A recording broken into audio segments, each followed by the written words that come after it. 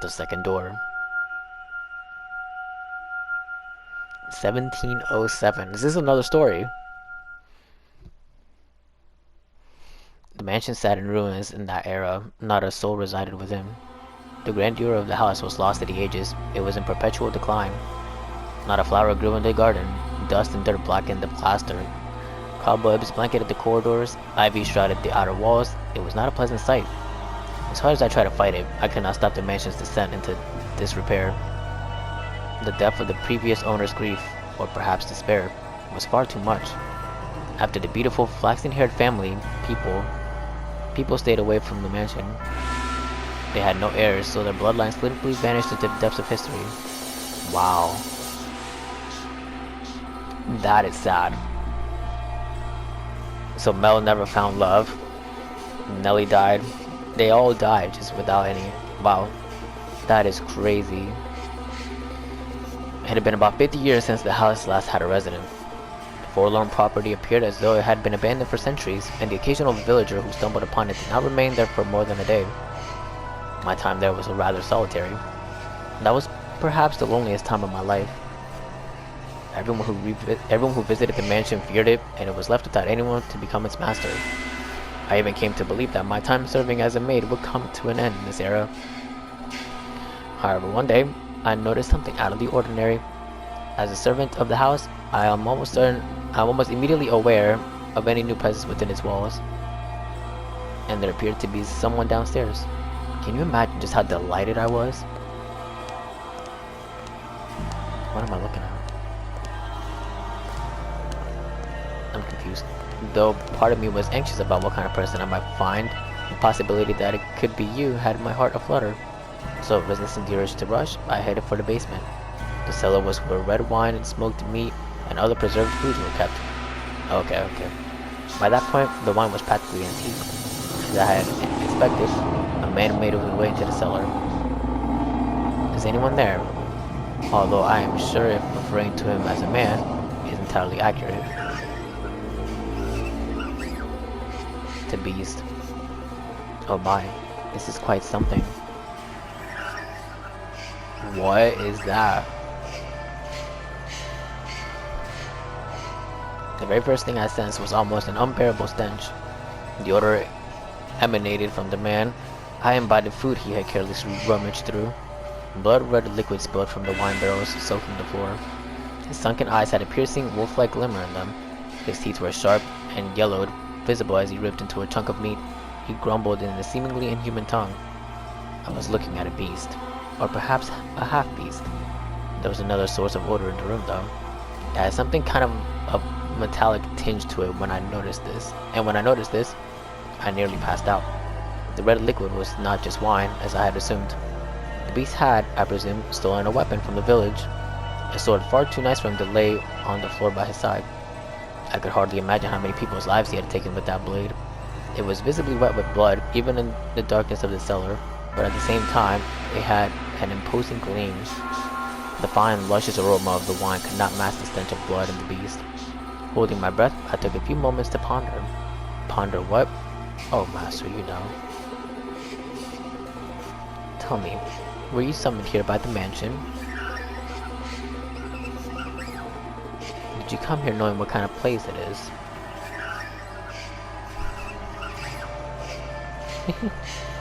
If you are in want of money, you're welcome to prepare yourself to summon the furniture. To help your... What? I don't think I read that properly, I'm sorry.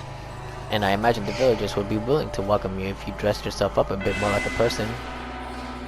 Then you can trade the furniture for food and make your way to a larger town. The wolf was able to fool the innocent little girl by simply putting on her clothing after all. Oh dear, I was afraid you wouldn't understand me. What am I to do? I was in quite the predicament. Nevertheless, it meant a great deal to me that I had found someone who did not fear the mansion, be they human or beast. So I decided I should give him my assistance while doing my best not to agitate him. Say, could you, perchance, be my new master?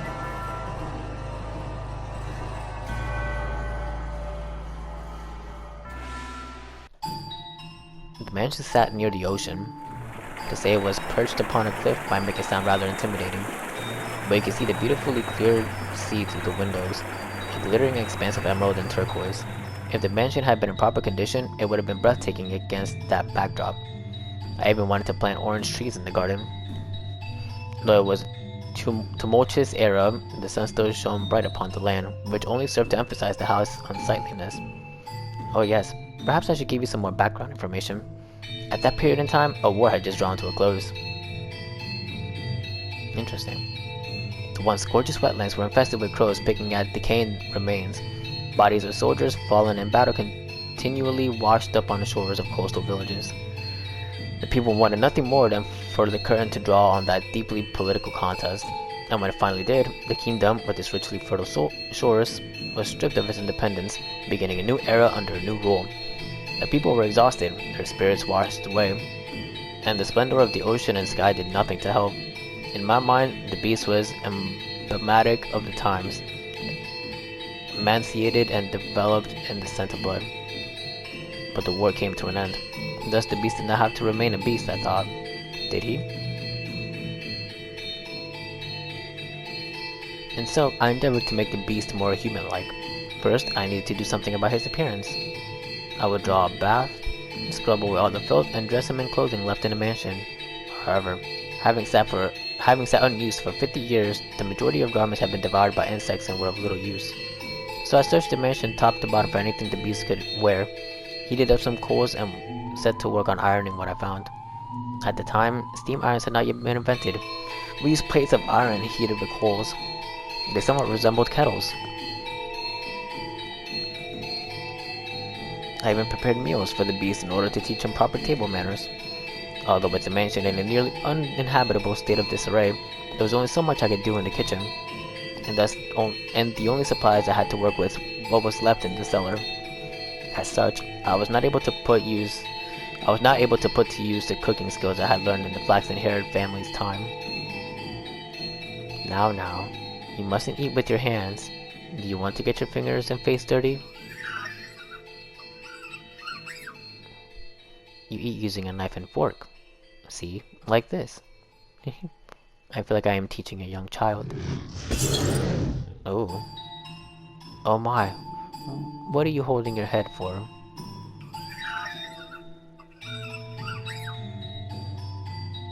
Oh dear. Perhaps I should be teaching you to speak before table manners. Worry not, we have plenty of time. You needn't act so frightened. Or perhaps you do not want to be understood at all. Would you be so kind as to tell me your name? You are, for now, still a guest. It is too soon for me to call you Master. Or am I mistaken? Your name. That is what people call you. How about I start by telling you my name? I am called...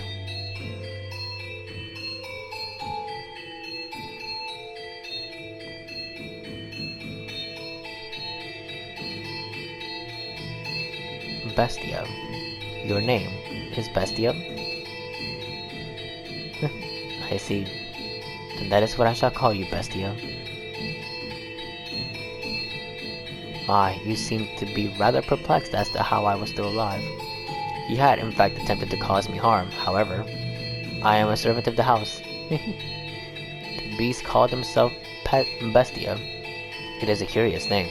When I learned his name, he seemed to take on new importance in my mind. He was not a mere beast, but the thing called Bestia. Master. Should I ever have the chance to hear your name, I am certain you too shall become more substantial a presence. But you must always remember, Master, that even if you do not remember your name, and even if you never know mine, you have always held a special place in my heart. Aww. And thus began my tranquil days with Bestia. Slowly, he began to learn the human tongue, and I was, to be quite honest, rather thrilled. To be certain, I was afraid of the beast, but my fear was not so strong as my elation that there was someone else in the mansion, someone to whom I could speak, and someone that might become my master. Come now, you must pull weeds out at the root or they will soon grow back. This is a task that requires perseverance. You do it like this, see? There you go. grass. Oh, did you not expect that? What appears to be many plants on the surface is actually all connected within the soil. This is a task that requires a man's strength. If there were other servants, they could do it. So I apologize for making you tend to the garden, future master. Or perhaps, now that you are all dressed up, do you wish to leave the mansion and find someone to fool, as the wolf did the sweet little girl? Have you no interest in remaining in such a disheveled house? NT. Go on. Not want leave. Oh my, is that so? If you wish to stay, then I shall not stop you. On the contrary, I will gladly attend to you. I am waiting for the person who is to become my master. Forever waiting. I should be able to watch over you until the day you depart this world old and wrinkled. Do you not believe me? Are you interested in becoming the master of this house? Will be. I have to wonder if you know what you are saying, although it matters little whether you do or not. Oh my, look at that. Now this brings back memories. This is called a rose. Do you know what a rose is? It is a type of flower. Not know. Do not know. I see. Then allow me to teach you. What you have here is not a real rose. The real roses wilted and are sleeping in the soil. This is called an accessory. It is something women wear. The beast held an ornamental white rose in his hands. An object someone sometime meant to give to someone else. What Mel wanted to give to the white-haired girl, which we still don't know the name of. Curiously, the white rose was just as stunning as it had been the day it was made, despite being buried in the earth for so many years. I hear roses make wonderful gifts. He stared intently at the decorated rose. I had presumed the beast would either discard it disinterestedly or destroy it, but much to my surprise, Bestia held it gently in his hands, as though it were something precious to him. Are you perchance considering giving it to me? So you are not. Very well. Is there someone else you would like to give it to? At that moment, a thought floated through my mind. The thing I had found in the pool of blood in the cellar was a monstrous creature indeed, but perhaps that was not, at its core, what he truly was. So I asked him a question. What is it that you desire, Bestia? This mansion fulfills people's desires. If you yearn for something, want, live, peace. Oh. Look at that filthy thing. A beast. It's a beast. It's eating goddamn sand. You really that hungry? Beast, you foul creature. Stay the hell back. Get any closer. Filthy beast. And I'll kill you. Several days passed by. As Bestia began to act more like a person, the mansion followed suit, slowly becoming more habitable, though not yet back to its former glory. No flowers grew in the garden, but neither were there weeds infesting him. The dusty corridors, shattered windows, rust-covered kitchen gradually returned to their proper states. Bestia learned how to change his own clothes and how to draw a bath. No longer did I have to wait on him hand and foot. He could take care of a number of things all by himself, but we lacked for food he acquired from the forest. Never did he go to purchase supplies from the village, rather he captured hares and gathered herbs hidden in the overgrowth. There were days without incident, and though such a life may be want for excitement, peace is something that you mustn't take for granted. Those who have it cast it aside, finding the leisurely flow of time dull. Only those who have never experienced it truly know how precious it is. Bestia appeared to be content, who wore an expression of solitary serenity. Someone, is anyone there?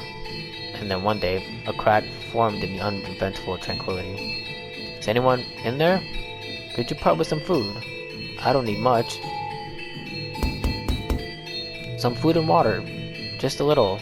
That's all I need. Bestia looked over at me, as if seeking my aid. Ironic, no?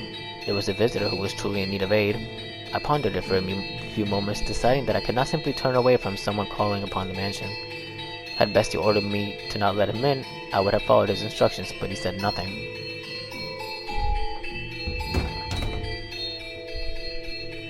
Oh, thank God, someone's here. I was afraid it was deserted. You said you were in need of sustenance? Yes, it doesn't have to be much. Anything to quench this thirst. I got lost and it's been several days. Give me a few minutes. I will find. Let him in. A firm, deep voice came from behind me. I was quite startled. When had the beast learned to act so much like a human? When had he learned to speak so clearly and to behave so much like a master? Ah. Upon seeing Bestia, a look of terror appeared to cross the wanderer's face for a moment. To my eyes, Bestia was the very image of a head of a house, but to an outsider he probably appeared to be nothing more than a beast in man's clothing. Prepare him a meal and a bed. I suspect he is quite tired. Thank you very much. But in time, the fear drained from the man's face. Bestia sat precariously on the border between the man and the beast.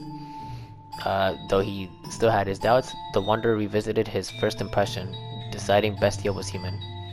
As the wolf had fooled the little girl in the forest, he too had succeeded in playing the role of a man. I thought I was a goner for a while there, but he really came to the rescue.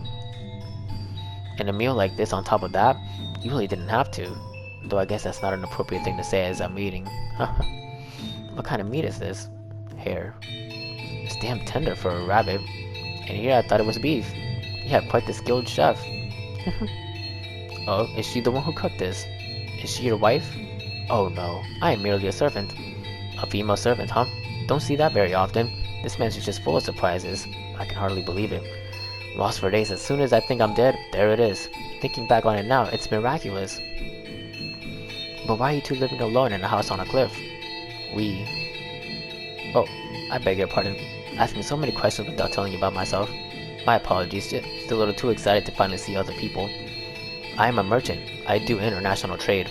Until a few years back, spice exports pretty much all came from one place. But now that we've established trade routes of our own, my country's fighting tooth and nail to push its exports. And in fact, some have lost a few teeth in the fight already. But that's just how it works. It's a cutthroat world. You do what you must to survive. That's just how it works, the merchant said, a sorrowful look on his face. He was quite clearly putting on a show, though. Confidence in himself and his homeland radiated from that man. I came to this land to do business. But much to my chagrin, I somehow ended up lost in the forest.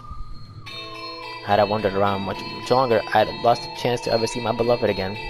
Your beloved? Yes, sir. I'm constantly out on business, so we only get to see each other a few times a year. But she always awaits for my return. I'd like to introduce you to her if I ever get the chance. She's a pretty girl, if not especially striking. Is that so? The merchant was a man of many words, and I, for one, do not mind a lively supper table. Though I know not how Bestia felt, at the very least, I was glad we had invited the wanderer into the mansion. He was, after all, holding a proper conversation with someone, and he seemed to be having success concealing his piercing, beast-like gaze. However... Oh right, I stopped by the village before entering the forest, and I heard a bone-chilling tale there. Oh no. Oh no. Please don't. No. As soon as the merchant brought up the subject, a palpable tension spread throughout the room. They say there have been sightings of a beast. It's a creature unlike anything anyone's ever seen before. Not a wolf or a bear or anything like that. It even attacked the village once, killing several people. Thankfully, the men managed to drive it out, but the creature is still alive. There's nothing in this world scarier than a vicious beast. Oh god. So you should keep an eye out. Wouldn't want to accidentally let a murderous beast into your home. At the villagers' insistence, I had the smithy forge me a knife. Is that knife? Huh? With you now? Well, yeah, I got it on me. Only get to defend myself with it, but it's better than that knife. You bought that knife. Oh no. You're here to kill me with that knife. What? You're going to stab me again and again with that knife like you did last time. That's why you're here, isn't it? What? What are you talking about? What's gone into you? Stab and stab and stab. Calm down. What are you so worried about? I'm not going to hurt you with this. Oh no. What did you just say? Yeah. I like to imagine that before the wolf ate the poor little girl, he said, "Is this what I always look like? That beast."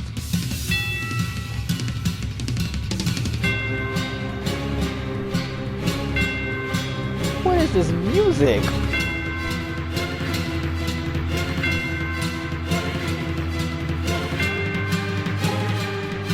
Yo!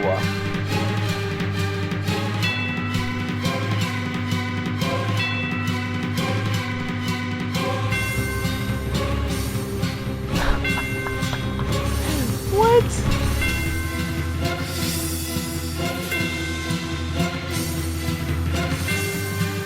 This is nuts, dude. This is intense. Sounds like a final boss fight.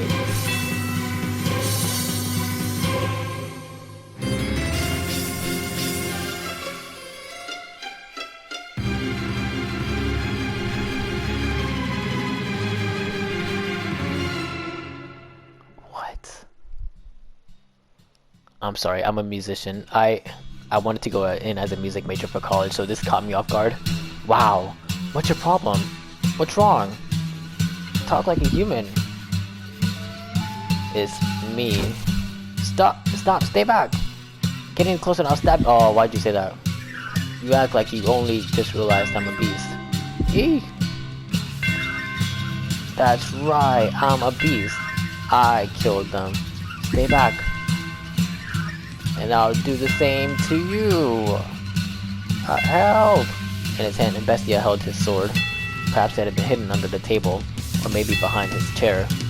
Regardless, it was as though he had expected this to happen. The merchant kicked aside the chair, attempting to flee, but Bestia closed the distance in an instant, knocking him back. He lost his balance and slammed against the wall. But still he made to escape, though the beast stood blocking his path. No, please stop this. Don't kill me. My beloved is waiting for me back home. I can't leave her behind. And why should I care?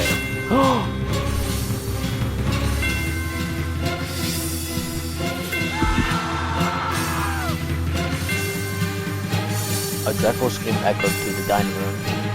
I reflectively covered my ears.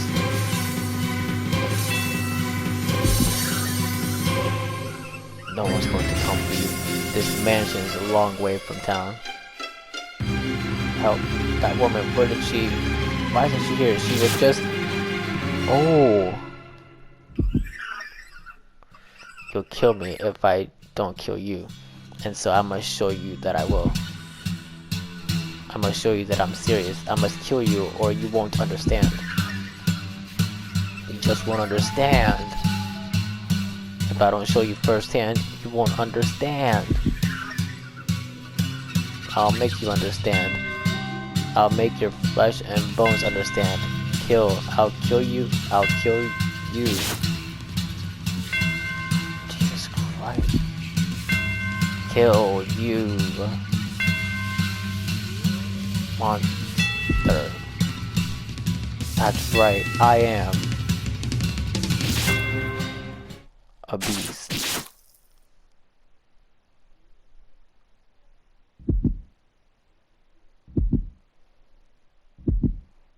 I'm not doing anything.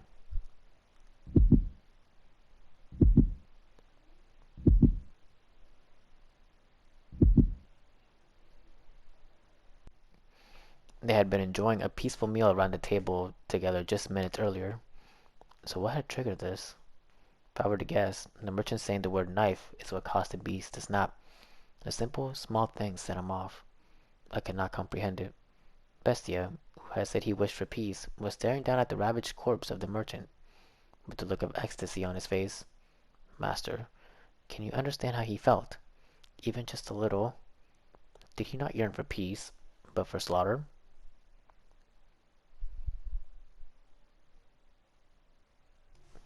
Ah, wow.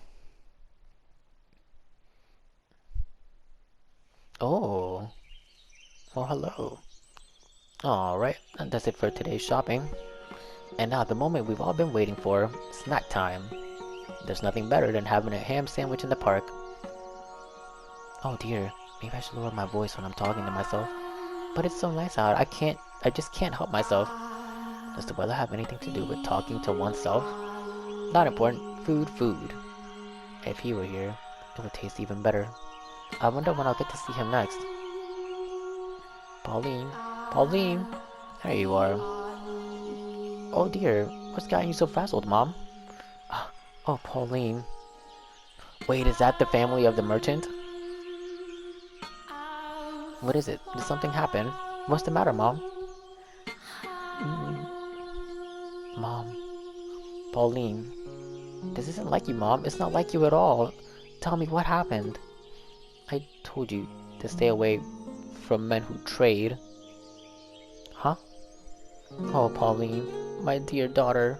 Why must God be so cruel to such a sweet girl? Oh, no. You're hurting me, Mom. Don't squeeze me so tight. What's gotten into you? Listen carefully, Pauline.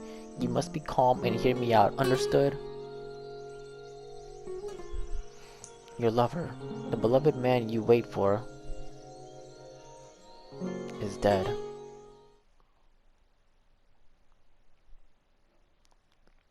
Oh. Man. She looked like such a sweet girl, too. Wow. The beast's humanity began slipping away from him after that encounter. He had returned to the thing I had found in the cellar. Actually, he prowled at the mansion's halls, looking more barbaric than ever. Despite all the effort he had put into learning to act like a human, he now ripped the velvet curtains off the wall, howling shrilly, stomping back and forth through the hallways, and ravaging the garden. I watched him intently, though from a distance. Bestia was not merely a beast, but an out-of-control bloodthirsty beast. Just a few days ago, we had been tending to the garden together, but that was no longer possible. I was quite disappointed. Eventually, Bestia discovered my hiding place. I had not felt regret in a very long time, but I felt deep regret in that moment. More. Don't have enough. Not enough. I need more. I need more. I must satisfy these urges. Are you saying peace was not enough to sate you? Did I mishear you when you asked for peace? I was mistaken. Asking for peace won't solve anything. Blood, despair, eyes filled with terror. These are the things I need, and I've always known it. You said this mission fulfills people's desires. Then, give me prey. No more hairs. Live humans. Why did I ever teach him to speak human language? Before long, the mansion granted his wish. Once a week, a villager or a traveling merchant from somewhere would wander into the forest, ending up at the mansion on the cliff. Though something felt suspicious about the man who greeted them at the door, on the surface, he looked like a proper nobleman. So they all eventually chose to trust Bestia. The mansion had an air of loneliness about it, but it was adequate to provide rest for their weary feet. There was food and a bed, and most comforting of all, there were other people. The lord of the house treated the lost souls like esteemed guests. He poured them fine wine and had me cook for them. No one suspected in the slightest that he was a beast. He put on a reasonably convincing act. Because, yes, I had taught him how to behave like a master. The visitors all went to bed contented. But, as I'm sure you can imagine, master, they would never see the light of day again. The penetratingly bright sunlight particulated in this area. A beast! It's a beast! You disgusting creature! You hideous monster! Kill him! If that's how you humans want to do things, then I'll play your little game. I'll play it even better than you. I'll kill you. I'll slaughter you! Oh my gosh. No, please don't!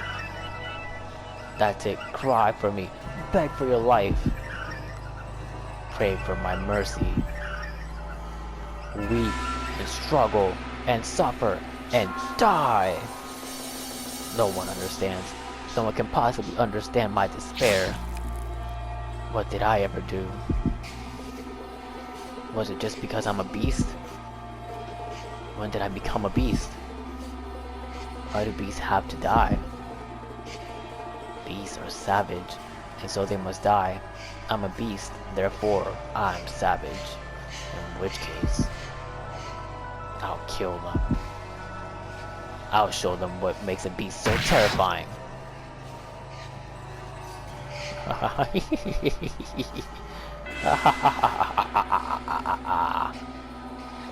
Moonlight crept through the torn velvet curtains, shining down upon the blood-soaked beast. It was a sight that would incite terror in anyone. Look at this. No one can stand up to me. Humans have no chance against beasts.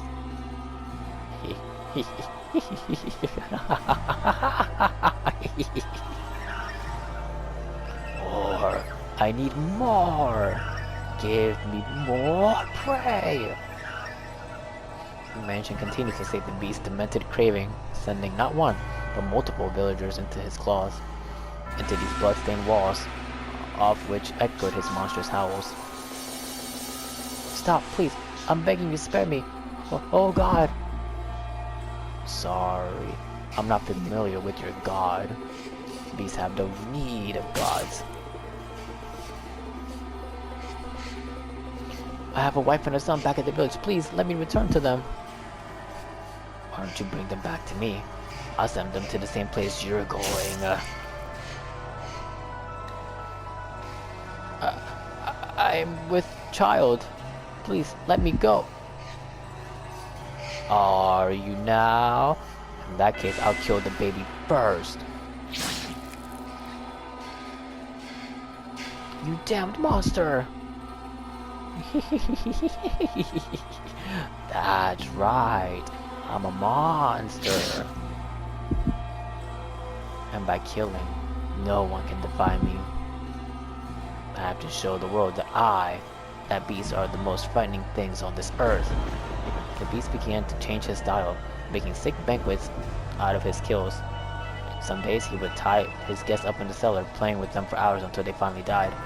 Some days he would drain them of their blood and bathe in it. Some days he would spread them out on the table and feast upon them. Every week, on another atrocious party, he did everything imaginable. As a faithful servant of his house, I am confident I can do almost anything I am asked.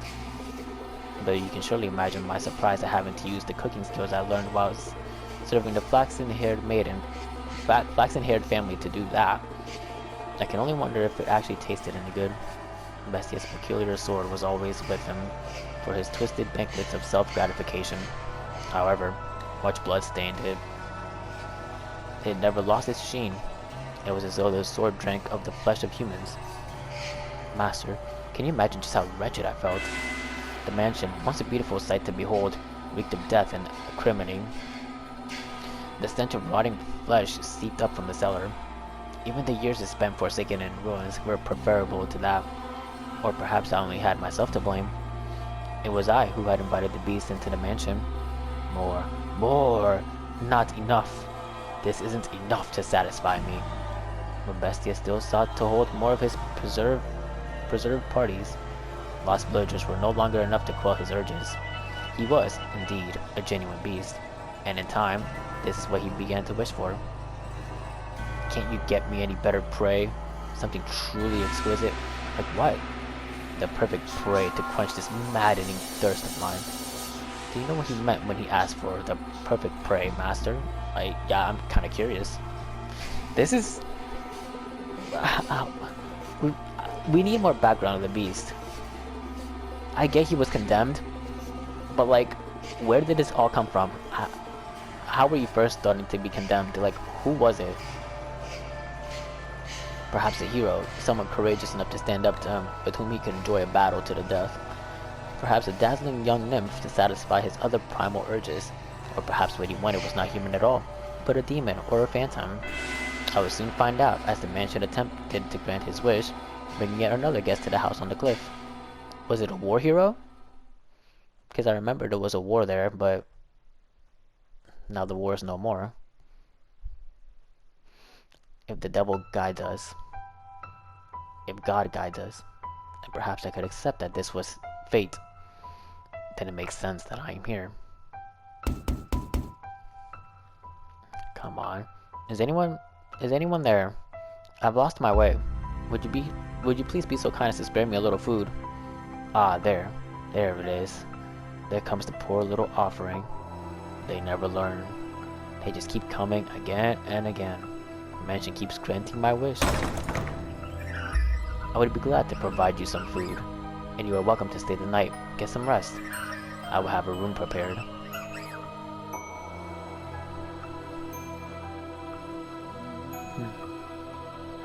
Wait. Wait.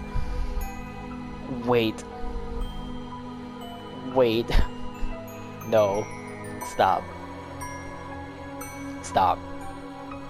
Is this the same white-haired girl, but her hair is growing back?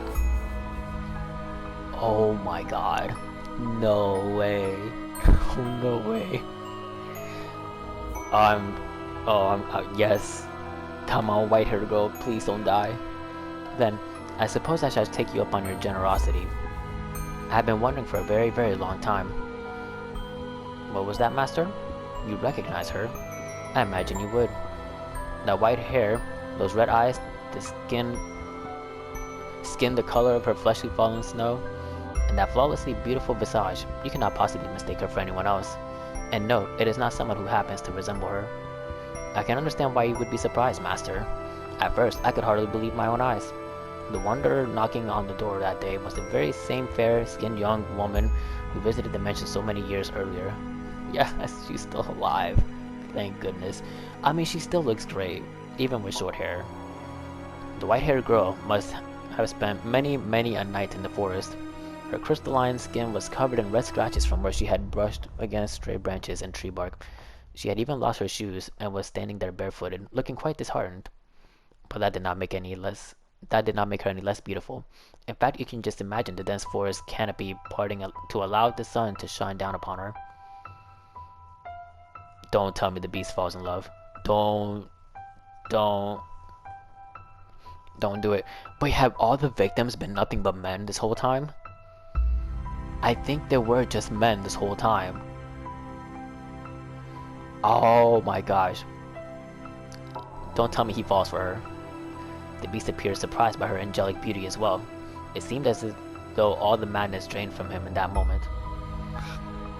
You technically did ask the mansion to bring you something that would quench your thirst. He said nothing, but his eyes told all. He was entranced by the sight of her ruby eyes, her ruby red irises, and her pure white hair. Pardon? I am a beast. This is what I asked for. Something to quench my thirst. You're allowed to be happy. But as I said, it was only for a moment. So rejoice. Imagine just how gratifying it would be to be such a... Oh no! Imagine just how gratifying it would be to see such a beautiful woman writhing in the throes of death. Follow me. I will have a bath drawn as well. And once the moment had passed, the beast was barely able to contain the wellspring of madness within himself. He wanted nothing more than to run his sword through the white-haired girl that very instant, to torture her, to defile her. Don't do it. I beg of you, let her live. He tended to her wounds, served her supper, and even drew a bath for her. And afterwards, the beast even made to provide her with a dress to wear. Even the outfit she had worn for one night so many years before was there, waiting for someone to put it on again, for her to put it on again. He said she could choose anything she liked. She, being a modest young woman, said she needed not for such fine attire. And what a shame that was. I too wished to see her in a dress once more. I need not such fine clothing. You needn't be modest. No, that's not why. Are they not to your liking then? No, my apologies. You are very generous. Oh no. Foolish girl. Smiling, calling me generous. I was simply imagining what a pretty sight it would be. The sight of her fresh blood splattered on it. The sight of her life slipping away in it. I am glad that, after wandering for so long, I ended up here in this mansion. and in a few hours you'll be feeling the exact opposite. Get all the rest you need. I shall see you again in the morning. I thank you. Oh my god, don't do this. Please tell me that white-haired girl outsmarted the beast. Bestia then made his way out of the girl's bedchamber. His mask came crumbling off after only taking a few steps. There, that's precisely what I wanted. Just imagining how such a beautiful woman will scream. How she'll beg for her life. Hey, are you there? The mansion is giving me the perfect offering. Hey, is she not here? The maid's going to protect her. Is someone there? Yes! Oh my gosh.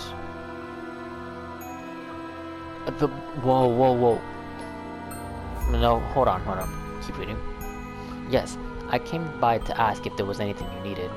I cannot offer you anything extravagant, not like before, but I'm here to provide you with anything in my capacity. I appreciate the offer, but I need nothing. Being allowed to stay the night is more than enough. You work here in the mansion. Do you not remember her? Yes, indeed I do. I have been here for a very, very long time. A very long time? You might think this is an odd question, but have we met before? Something about you seems familiar. Oh. Dang. The maid, I'm pretty sure, knows what's gonna happen. That the beast is probably gonna want to kill her. God dang, dude. Oh, this is... Oh, yes. And I get the feeling I have been in this mansion before. Yes, we have met. It was quite some time ago, though. When was it? It was an unimaginably long time ago. Do you remember a boy and a girl with flaxen hair? Flaxen hair? I apologize. My memory fails me. Do you not remember me either? I see. You should probably not push yourself to remember them. There were joyous times, and there were less than joyous times.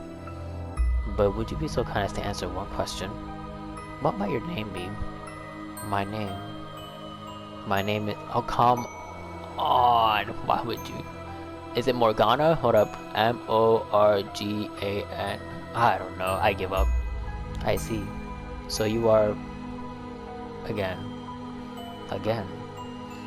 You should get some rest. I will make tea for you in the morning. Also... Oh, betray the mansion. Do it. Come on. Go on. Close your eyes.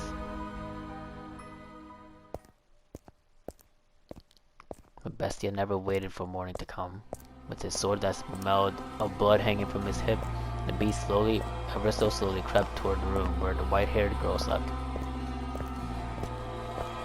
The time was soon approaching for the bloodthirsty beast to paint the walls with the young woman's blood. Wait. I'm gonna make a prediction right now. The maid is gonna take her place and hide in the sheets. And by killing the maid, you betray the mansion. Just think. To turn her bedchamber into a gore-splattered altar upon which he would offer her to the devil. However, when he opened the door, the beast could hardly believe his eyes. She was still awake. Oh. She was not asleep, but sitting there as if expecting Bestia's arrival. Why are you awake? Did you not go to sleep? I heard footsteps, so What were you planning to do when I got here? Surely you didn't think we'd simply have a nice midnight chat. I was hoping to ask what it was that you wanted. To ask what it was I wanted? Do you even realize what you're saying? Can you not see what's in my hand? You know exactly what I came here to do. Aren't you going to beg? Aren't you going to plead for your life? Aren't you going to ask me not to kill you? If it's necessary. But is that what you want? But I wanted something much, much more gratifying than your pleas. I want to hold a banquet. It's not enough. No matter what I do, it's not enough. But you will be enough to satisfy me, to quench this unholy thirst, to completely, wholly, Fill me with, fill me to the bursting point. You want to know what I desire? I desire to devour you. Ah. Bestia shoved the girl back, slamming her into the mattress. Then he stabbed his sword through the sheets beside her, looking down upon the girl, the moonlight at his back. Clenching her slender throat with one hand, he drew his sword once more, holding the tip but inches from her nose. No matter how much blood it drank, the sword continued to shine gloriously, as if though it had just come from the forge. It was an awe-inspiring, tear-shedding blade, the sight of which would cause anyone to imagine the misfortune about to befall them. Go on, mock me, ridicule the hideous barbaric beast standing before you.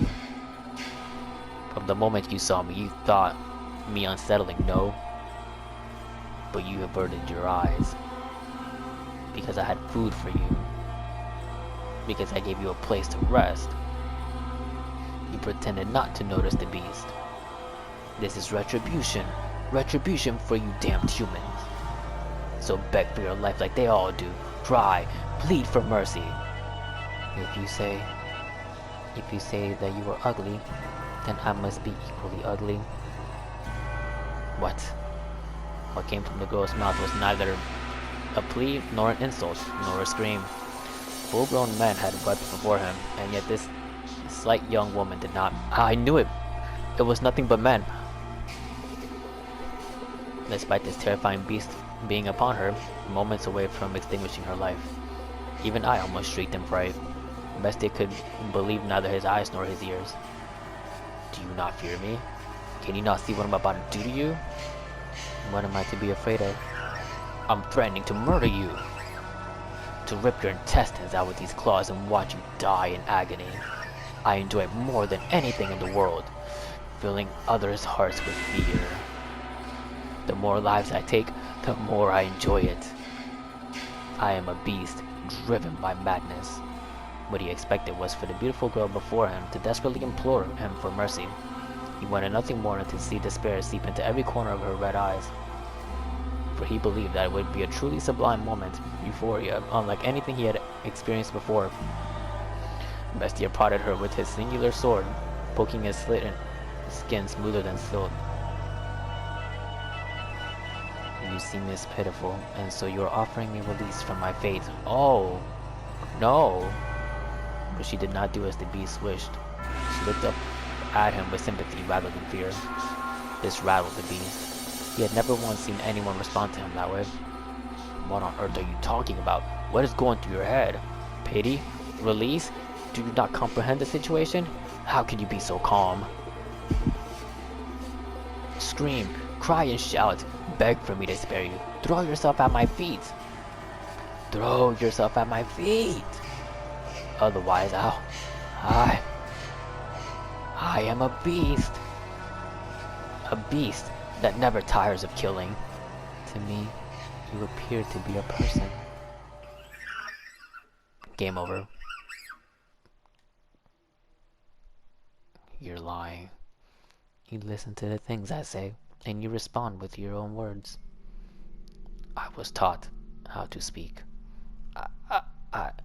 I am a beast who speaks human language. But you think. You use your mind to come up with responses, and you hesitate. Oh. If I'm human, then why do they disparage me so? Why do they reject me and try to kill me? Because I'm a beast. A repulsive beast. That's why, isn't it? I will do nothing to hurt you. We are alike. Alike? Don't be ridiculous. How can you say we are alike when you're as beautiful as you are? There is nothing beautiful about me. What value does outward appearance have? You have suffered much persecution, which is why you tremble in fear.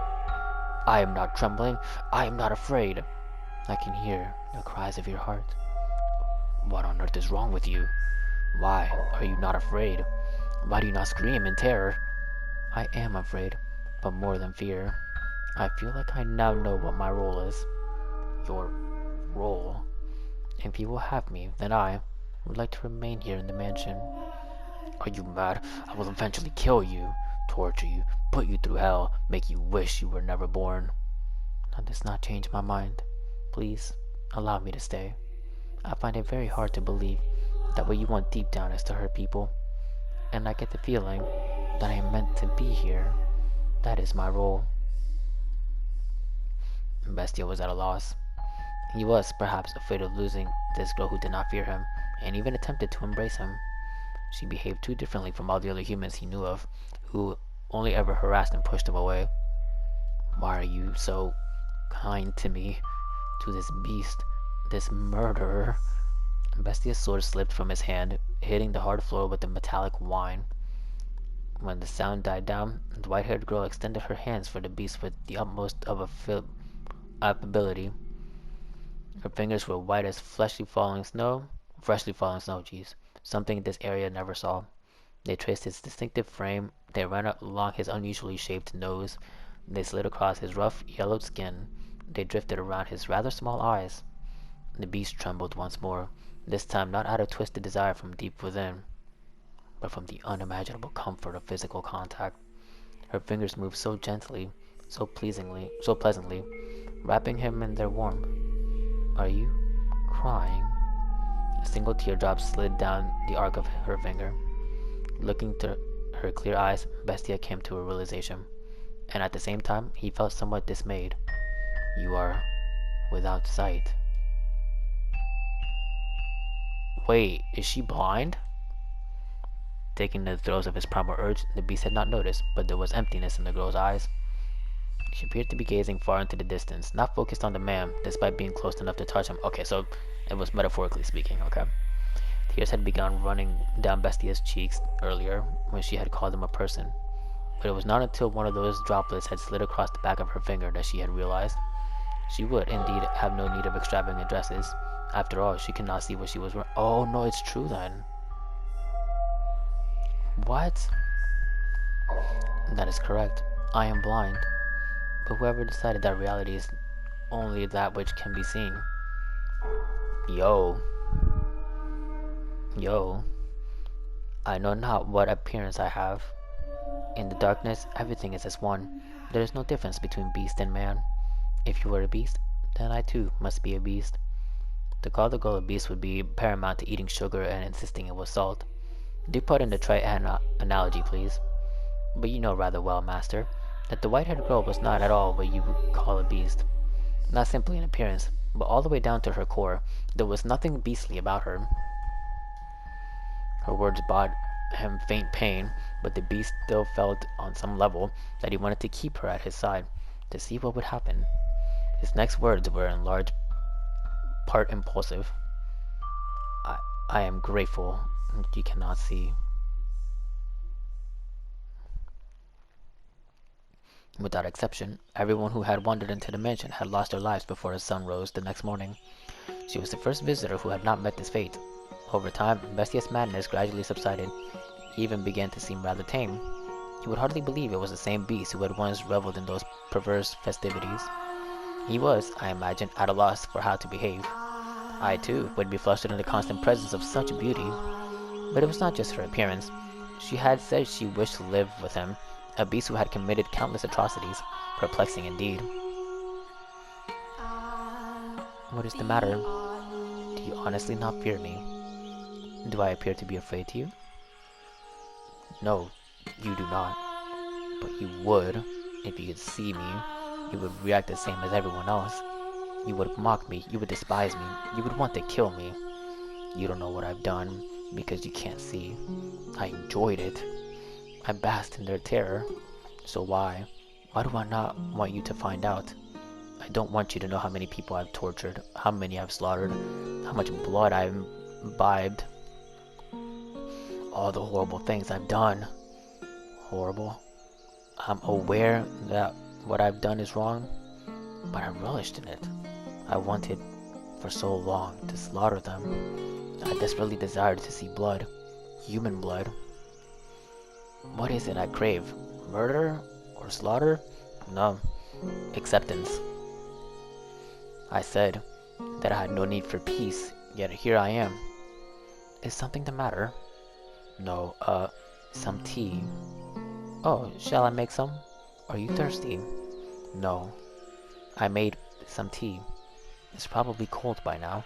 I thought you might want some. You don't? No. No, I'll take it. What are you laughing for? Because I'm happy. Is it to your liking? It's bitter.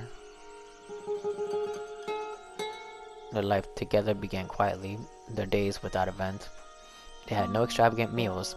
There were no squads of guests lending life to the mansion halls, but there was also no one screaming in fear for their life. It was the peaceful life Bestia had lost, and he had returned once more to that quiet realm. What's the matter? You are always so quick to notice my presence. My world is one of darkness, so I have a heightened sense of hearing. What is it like? How do you perceive the world? I cannot imagine living in complete darkness. Occasionally, I can see light. Light.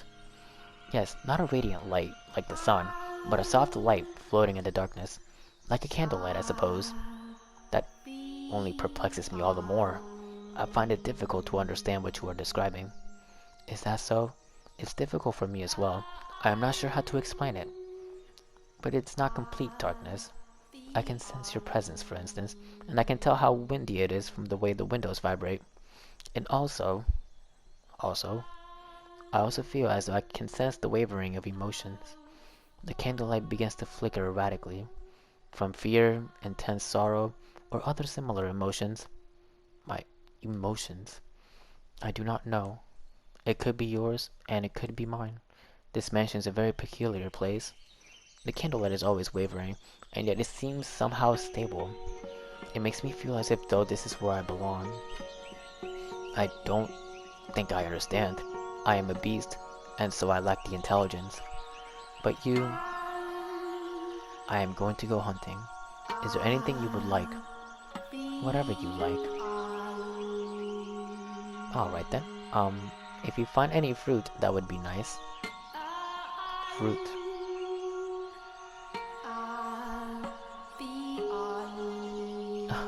It's sour. You picked it before it was ripe. I didn't know. Is that a bad thing? I don't know anything. I cannot see, but if the fruit is still green, you are not supposed to eat it yet. What color are these? Green. No, blue. Shall I give you a hand preparing supper? I cannot ask for help of someone who can't see. You will hurt yourself. Don't worry, I can tell for the most part where things are by touch and sound. Are you worried? Worried? Worried. Worried. Dot of blood dripping down her finger. Doesn't excite me. What's going on? What on earth has happened to me? If I appear to be in any danger of harming myself, please let me know. Then you will have nothing to worry about. You do not seem any more comfortable in the kitchen than me. She always cooks the... Where did she go? Huh? She always comes when I call. The maid. I had hidden myself away. Bestia had learned how to go about his daily life without my assistance, and the two of them have no need of others in their peaceful world. Oh my, what is the matter, master? I was not lonely at all, no. It was an absolute pleasure simply watching them. I mean that. It was not my role to be at his side, nor was I the one to be at hers. If she could make Bestia into the master of the house, then my presence was unnecessary. I appeared when I am needed, as I appeared to serve the flaxen-haired family, nothing more. If they sought a servant, then I would show myself. Yes, certainly.